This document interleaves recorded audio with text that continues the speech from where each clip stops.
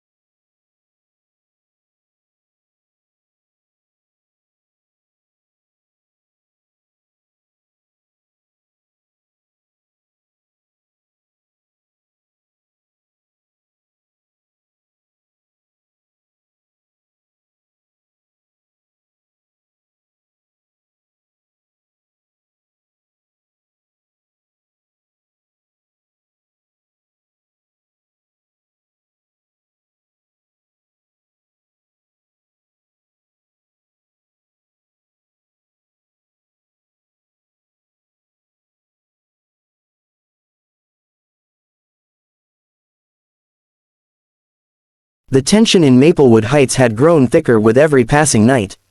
Where once the streets glowed with festive warmth, now they stood in eerie silence, dim and stripped of their holiday charm. The wah ban loomed over every house like a dark shadow. Parents avoided conversations with their children about decorations, unwilling to disappoint them further, and families tiptoed around the subject of Christmas joy.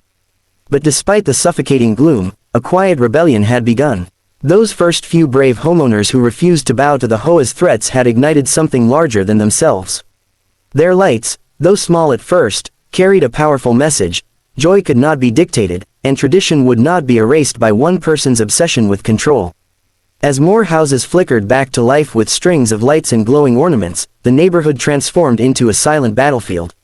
Each strand of tinsel, each bulb, each illuminated reindeer on the lawn became a symbol of defiance. The homeowners knew they were risking fines, harassment, and constant surveillance from Marjorie, but something in them had shifted. Fear had turned into resolve. Marjorie, of course, was furious.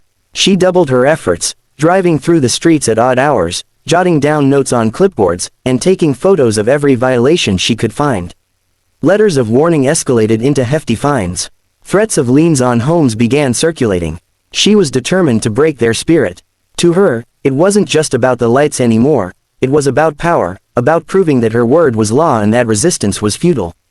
But what Marjorie didn't realize was that the more pressure she applied, the more unified the neighbors became.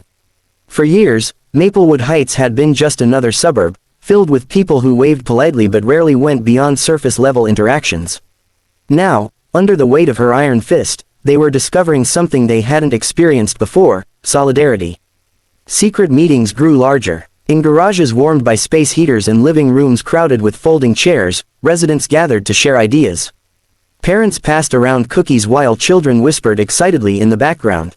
Elderly neighbors who had rarely stepped outside their homes now joined in, lending their wisdom and experience to the cause. People who had barely spoken to each other for years now strategized side by side. The plan that emerged wasn't just about resistance, it was about reclaiming Christmas in a way Marjorie could never stop. The idea was simple yet powerful.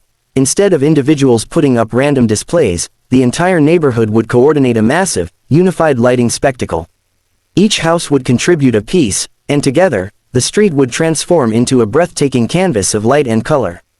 If one house lit up, Marjorie could target it, but if every house joined in, she would be powerless. She could find a handful of residents, but not the entire community. The scale would overwhelm her, and the message would be undeniable: Christmas belonged to the people, not to her. As the plan spread, excitement buzzed through the neighborhood. Old decorations were pulled from attics, dusted off, and tested. Some families pooled money to buy new strands of lights, while others crafted homemade displays. Children painted signs that read, "Christmas lives here," ready to hang them proudly in windows. Even Gerald, the widower who had cherished the tradition for decades, unveiled his late wife's treasured light collection, vowing to make this year brighter than ever. In the meantime, Marjorie sensed something was brewing. She noticed more activity in garages, more neighbors huddling in driveways, and more deliveries of decorations arriving at doorsteps. She could feel the rebellion building, though she didn't yet understand its full scale. Paranoia began to consume her. She monitored emails, demanded that the WA board enforce stricter surveillance, and even patrolled the neighborhood herself late at night. She was determined to crush whatever was forming in the shadows. But her paranoia only deepened the resentment. Where once people had been annoyed with her, now they despised her. Parents whispered about how she was trying to steal joy from children. Teenagers mocked her behind her back, calling her the Grinch of Maplewood Heights. Even residents who had once been neutral now quietly leaned toward the rebellion, unwilling to let one woman dictate the tone of their holiday season. As the second week of December approached, the anticipation reached a boiling point. Behind closed doors, residents were finalizing their plan, synchronizing timers, and making sure every bulb was in place. The air was electric with excitement and defiance. And then, on one cold December evening, as the neighborhood sat cloaked in darkness and Marjorie prepared to make yet another patrol, the switch was flipped. One by one, house after house erupted into dazzling light. Strings of red, green, and gold burst to life across rooftops. Trees sparkled, inflatable Santas waved in the crisp night air. Lawns glowed with reindeer, candy canes, and glowing snowflakes. And at the very center of it all, Gerald's house stood tall, illuminated in a spectacular tribute to his late wife, thousands of bulbs creating a breathtaking display that outshone anything the neighborhood had ever seen before.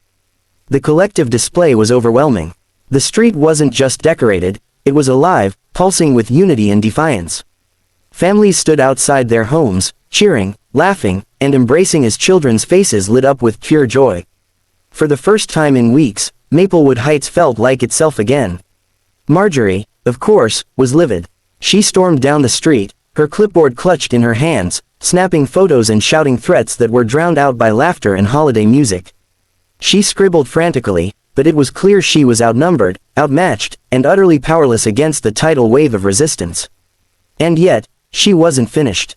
Behind her rage was a cold determination. If the neighborhood thought they had won, they were mistaken.